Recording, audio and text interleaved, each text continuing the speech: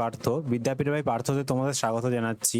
তোমরা জানো যে অগ্নিবীরের কিন্তু অলরেডি অ্যাডমিট কার্ড শুরু হয়ে গেছে ডাউনলোড করা। তো তোমাদের সামনে কিন্তু পরীক্ষা। তো তোমাদের এই মুহূর্তে অবশ্যই কিন্তু প্রিপারেশনটাকে খুব সুন্দর করে করতে হবে। তোমরা এতদিন প্রিপারেশন নিয়েছো, এবারে তোমাদের কিন্তু প্র্যাকটিসের পালা, তাই না? তো তোমাদের জন্য আমি আজকে 25টা প্রশ্ন নিয়ে এসেছি, যে প্রশ্নগুলো ইম্পর্টেন্ট রয়েছে। তো অবশ্যই কিন্তু ভিডিওটা স্কিপ করবে না, স্কিপ না করে শেষ পর্যন্ত দেখো, এবং যদি পারলে অবশ্যই কিন্তু আমার চ্যানেলটাকে সাবস্ক্রাইব করবে, ঠিক আছে? তো চলো শুরু করা যাক। দেখো তোমাদের জন্য যে 25টা প্রশ্ন এনেছি, 25টা প্রশ্নই কিন্তু ইম্পর্টেন্ট, এবং আজকে 25টা প্রশ্ন আলোচনা করছি, কালকে 25টা, এরকম করে আমরা প্রতিদিন 25টা করে আলোচনা করব, যাতে তোমাদের খুব একটা জোর না হয় এবং যাতে তোমাদের মনে থাকে, ঠিক আছে? দেখো প্রথম প্রশ্ন আজকে যেটা লিখেছি সেটা হলো যে পদ্মশ্রী বলে না, পদ্মশ্রী পেয়েছে উনি। তো এই যে পদ্মশ্রী, এটা কোন ধরনের পুরস্কার বলো তো? পদ্মশ্রী কোন ধরনের পুরস্কার? ক্রীড়া পুরস্কার, সামরিক পুরস্কার, বেসামরিক, না সাহিত্য? বলো। দেখো পদ্মশ্রী কিন্তু অবশ্যই একটা বেসামরিক সম্মান, ঠিক আছে? আচ্ছা, আমি তোমাকে একটা প্রশ্ন করি প্রথমেই, যে কমেন্টে যদি জানাতে পারো তো জানাবে, যে বলো যে ভারতের, আমি লিখে দিচ্ছি, ভারতের সর্বোচ্চ বেসামরিক পুরস্কারের নাম কি? বেসামরিক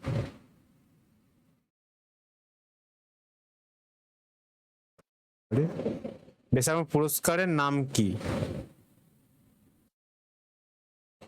কমেন্ট করে জানাও, কে জানাবে যে ভারতের সর্বোচ্চ বেসামরিক পুরস্কারের নাম কি। ঠিক আছে, তো এই ক্ষেত্রে কিন্তু এটা সামরিক হবে না, বেসামরিক হবে। আমি তাহলে এটা ভুল উত্তরটা দিয়ে আছে, বেসামরিক হবে। ওকে, দেখো সংবিধান দিবস কবে পালিত হয়? বলো কবে হবে?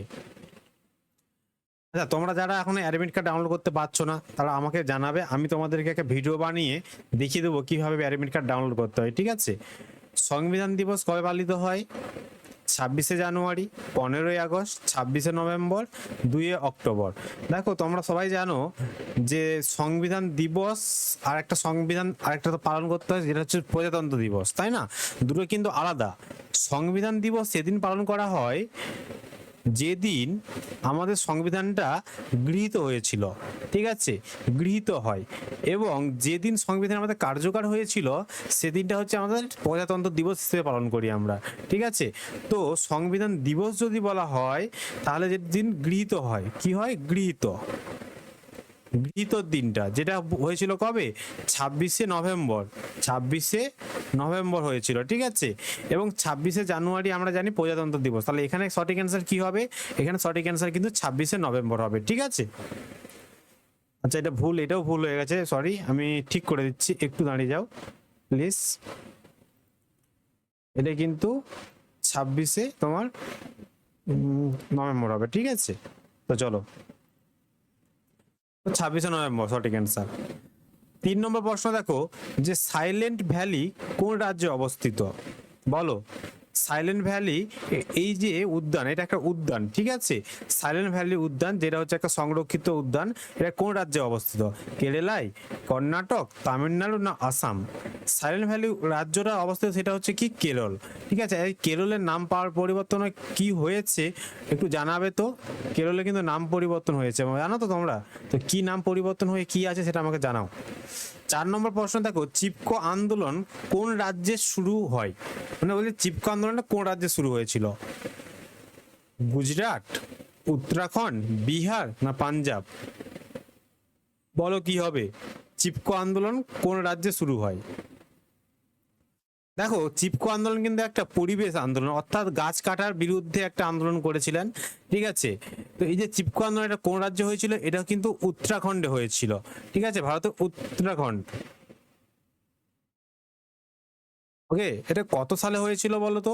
এটা হয়েছিল 1973, 1973 সালে এই আন্দোলনটা ঘটেছিল।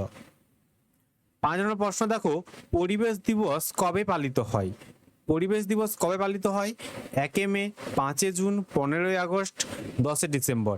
VVI একটা, মানে কি বলবো, প্রশ্ন উত্তর। তো এটা পরিবেশ দিবস কিন্তু 5 জুন, ঠিক আছে? পরিবেশ দিবস কবে? 5 জুন।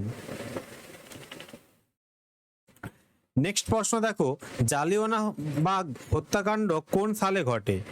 1917, 1918, 1919, 1920। জালিয়ানওয়ালাবাগের হত্যাকাণ্ড এটা কোথায় ঘটেছিল? এটা ঘটেছিল পাঞ্জাবের অমৃতসর। অমৃতসর বলে একটা শহর আছে, সেই অমৃতসরে কিন্তু এই ঘটনাটা ঘটেছিল। এটা ঘটেছিল 1919 সালে। এবং মনে রাখবে এই ঘটনার পরিপ্রেক্ষিতে কিন্তু আমাদের রবীন্দ্রনাথ ঠাকুর তার যে নাইট অ্যাঙ্গেল যে উপাধি সেটা কিন্তু তিনি ত্যাগ করেছিলেন, নাইট উপাধি। ঠিক আছে, নাইট অ্যাঙ্গেল বলতে নাইট উপাধি। কোন গ্রহের বলয় রয়েছে? বলো, কোন গ্রহের বলয় রয়েছে? পৃথিবী, মঙ্গল, শনি না বুধ? দেখো, পৃথিবী মানে কোন গ্রহের বলয়, যে আমরা বলি না যে সৌরজগতে মোট কটা গ্রহ রয়েছে? 8টা গ্রহ। সে 8টা গ্রহের মধ্যে সবচেয়ে সুন্দরতম গ্রহ বা যে গ্রহের বলয় রয়েছে সেটা হচ্ছে কি? শনি। ঠিক আছে, তাহলে এখানে সঠিক অ্যান্সার কিন্তু শনি হয়ে যাবে। 8 নম্বর প্রশ্ন দেখো, স্বর্ণ মন্দির কোথায় অবস্থিত? স্বর্ণ মন্দির দিল্লি, অমৃতসর, জয়পুর, আগ্রা। বলো তো কোথায়? স্বর্ণ মন্দির মনে রাখবে আমি যেটা বললাম কোথায়? পাঞ্জাবের অমৃতসরে কিন্তু এই স্বর্ণ মন্দিরটা অবস্থিত। এটা হচ্ছে শিখদের একটা ধর্মীয় মানে মন্দির। ব্লু সিটি নামে পরিচিত কে, মানে বা কোন শহর? জয়পুর, যোধপুর, উদয়পুর না আগ্রা? ব্লু সিটি রাজস্থানে এগুলোকে বলা হয়। জয়পুরকে কি বলা হয়? তাকে পিঙ্ক সিটি, তাই না? পিঙ্ক সিটি অর্থাৎ গোলাপি শহর।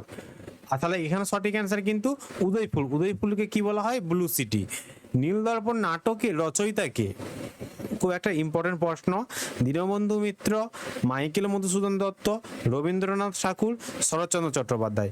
আচ্ছা, তোমাদের একটা বলে রাখি, এই অগ্নিবীরের জন্য আমি কিন্তু স্পেশালভাবে ইতিহাস, ভূগোল এর উপর ক্লাস করে রেখেছি। ঠিক আছে, তো তার আমি লিঙ্কগুলো ডেসক্রিপশন বক্সে দিয়ে দেবো বা আমি তোমাদের কমেন্ট বক্সেও দিয়ে দেবো, সেখানে গিয়ে তোমরা সেই ভিডিওগুলো দেখে আসবে। ঠিক আছে, কারণ সেই ভিডিওগুলো তোমরা যদি দেখো, আমি আশা করবো অগ্নিবীরে তোমরা জিকে ততই পাবে। ঠিক আছে, সেগুলো তোমাদের টপিক ধরে ধরে আলোচনা করা হয়েছে একবারে। তো নীলদর্পণ নাটকটা রচনা করেছিল কে? দীনবন্ধু মিত্র। এবং সেটাকে ইংলিশে অনুবাদ করেছিলেন কে? ইংলিশে অনুবাদ করেছিলেন কিন্তু মাইকেল মধুসূদন দত্ত। আর এটা রচনা করেছিল 1860 61 এরকম দশকের দিকে করেছিল। ঠিক আছে। দিলওয়ারা মন্দির কোথায় অবস্থিত? দিলওয়ারা মন্দির কোথায় অবস্থিত? রাজস্থান, গুজরাট, মধ্যপ্রদেশ না মহারাষ্ট্র? দিলওয়ারা একটা জৈন মন্দির যেটা অবস্থিত আছে কোথায়? রাজস্থানে। 12 নম্বর প্রশ্ন দেখো, বলছে ইউএনএ কি বলছে? ইউএন এর সদর দপ্তর কোথায়? দেখো, এরকম তো আমাদের অনেক প্রশ্ন আছে, যেমন ইউনেস্কো সদর দপ্তর কোথায়, হুয়ের সদর দপ্তর কোথায়। তো সেরকমই এসছে যে ইউএনও এর সদর দপ্তর কোথায়? তো এইটা সঠিক অ্যান্সার কি হবে? জেনেভা, প্যারিস, নিউ ইয়র্ক না লন্ডন? মনে রাখবে এটা কিন্তু মার্কিন যুক্তরাষ্ট্রের নিউ ইয়র্ক সিটিতে অবস্থিত। তাহলে এক্ষেত্রে সঠিক অ্যান্সার কি হবে? New York. ওকে, আচ্ছা 13 নম্বর প্রশ্ন দেখো, লৌহ মানব নামে কাকে ডাকা হয়? বলো তো সোনারা, লৌহ মানব নামে কাকে ডাকা হয়? কমেন্ট করে জানাও তাড়াতাড়ি। তোমাদের আজ থেকে কিন্তু টপিক ওয়াইজ ভিডিও আসতে চলেছে পুরো ফ্রিতে, এবং পিডিএফটা সেটা তোমাদেরকে আমি আমার যে টেলিগ্রাম গ্রুপ বা হোয়াটসঅ্যাপ গ্রুপ সেখানে দিয়ে দেবো। ঠিক আছে, সেখানে তোমরা কিন্তু কমেন্ট মানে তোমরা জয়েন হয়ে রয়ে যাও, আমি সেখানে সমস্ত কিছু তোমাদেরকে পাঠিয়ে দেবো। লৌহ মানব বলা হয়ে থাকে কিন্তু সর্দার বল্লভভাই প্যাটেল। সর্দার বল্লভভাই প্যাটেল হবে। ঠিক আছে। 14 নম্বর প্রশ্ন দেখো, কোন ধাতু তরল অবস্থায় থাকে? বলো, কোন ধাতু তরল অবস্থায় থাকে? লোহা, পারদ, তামা, অ্যালুমিনিয়াম? সঠিক অ্যান্সার কি হবে? দেখো, তরল অবস্থায় যে ধাতুটা থাকে সেটা কিন্তু পারদ, আমরা সবাই জানি পারদ। 15 নম্বর প্রশ্ন, মেঘনাদ বধ কাব্য রচয়িতা কে? মেঘনাদ বধ রচয়িতা কে? রবীন্দ্রনাথ ঠাকুর, মাইকেল মধুসূদন দত্ত, বঙ্কিমচন্দ্র চট্টোপাধ্যায়, জীবনানন্দ দাশ? তো মেঘনাদ বধ কাব্যের রচয়িতা হবে কি? মাইকেল মধুসূদন দত্ত। ঠিক আছে। ভারতের প্রথম কৃত্রিম উপগ্রহের নাম কি? ভারতের প্রথম কৃত্রিম উপগ্রহের নাম কি? ভাস্কর, রোহিণী, আর্যভট্ট এবং চন্দ্রযান? বলো তো কি হবে? সবারই জানা উচিত, ভিভিআই একটা প্রশ্ন, যে ভারতের প্রথম কৃত্রিম উপগ্রহের নাম কিন্তু আর্যভট্ট। ঠিক আছে। 17 নম্বর প্রশ্ন দেখো, ভারতের সংবিধানে মোট কতটি মৌলিক কর্তব্য রয়েছে? মানে মোট কতগুলো মৌলিক কর্তব্য আছে ভারতের সংবিধানে? 10, 11, 12 না 13? আগে ছিল 10টা, তারপরে কিন্তু বর্তমানে আছে কটা, 11টা। তাহলে সঠিক অ্যান্সার কিন্তু এখানে 11 হবে। ঠিক আছে, কোন গ্যাসকে গ্রিন হাউস গ্যাস বলা হয়, অর্থাৎ নিম্নের কোন গ্যাস, এই গ্যাসগুলোর মধ্যে কোন গ্যাসটাকে গ্রিন হাউস গ্যাস বলতে আমরা আখ্যায়িত করতে পারবো? Oxygen, nitrogen, carbon die oxide না হাইড্রোজেন? দেখো গ্রিন হাউস গ্যাস কিন্তু যেমন সিএফসি একটা আছে, ঠিক আছে, তারপরে মিথেন, এগুলো সমস্ত গ্রিন হাউস গ্যাস। তো তার মধ্যে কিন্তু কার্বন ডাই অক্সাইড একটা হচ্ছে গ্রিন হাউস গ্যাসের মধ্যে, চারটের মধ্যে কার্বন ডাই অক্সাইড। তো সঠিক অ্যান্সার কিন্তু কার্বন ডাই অক্সাইড। ওকে, ইসরো এর সদর দপ্তর কোথায়?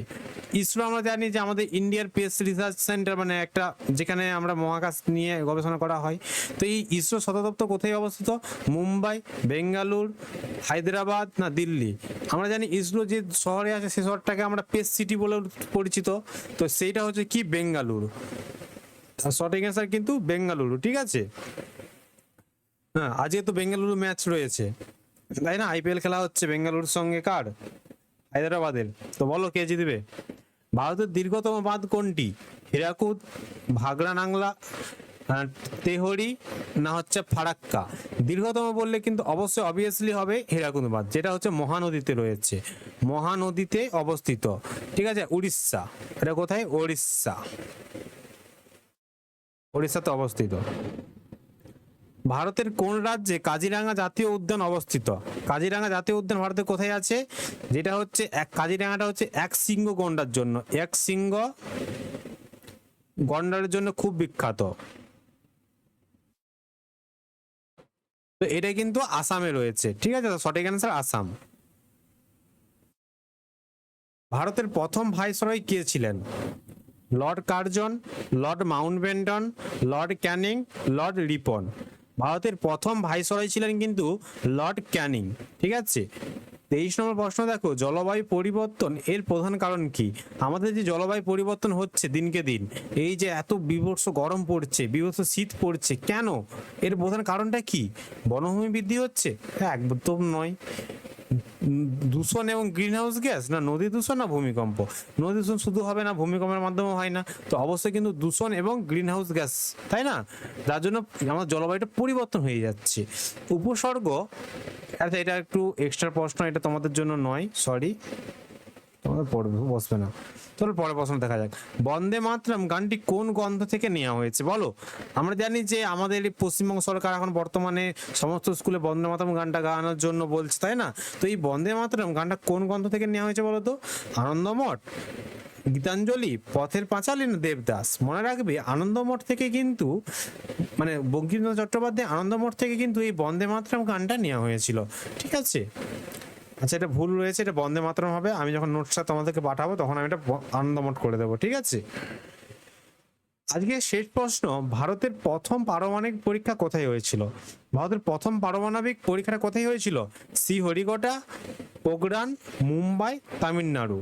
ভারতে যখন প্রথম পরমাণু মানে পরীক্ষাটা করে তখন সেটা রাজস্থানে হয়েছিল, রাজস্থান। রাজস্থানের কোথায়? রাজস্থানের কিন্তু এই পোখরান, এই রাজস্থানের পোখরানে কিন্তু প্রথম পরীক্ষাটা হয়েছিল। ঠিক আছে, এবং আজকের মতো এইখানেই রইল তোমাদের। তোমরা কিন্তু কমেন্ট করে জানাও যে আর কোন বিষয়ের মধ্যে তোমাদের ক্লাস লাগবে, আমি সেই বিষয়ের উপরই ক্লাস নিয়ে আসবো। এবং অবশ্যই আমার গ্রুপেগুলো জয়েন হয়ে থাকবে, তাতে কি হবে তোমাদের, তাতে তোমরা এই নোটসগুলো ফ্রিতে পেয়ে যাবে। ঠিক আছে, তো চলো জয় হিন্দ লিখতে ভুলবে না বন্ধুরা তোমরা। তো চলো পরে দেখা হচ্ছে পরের নেক্সট ক্লাসে। জয় হিন্দ, জয় ভারত।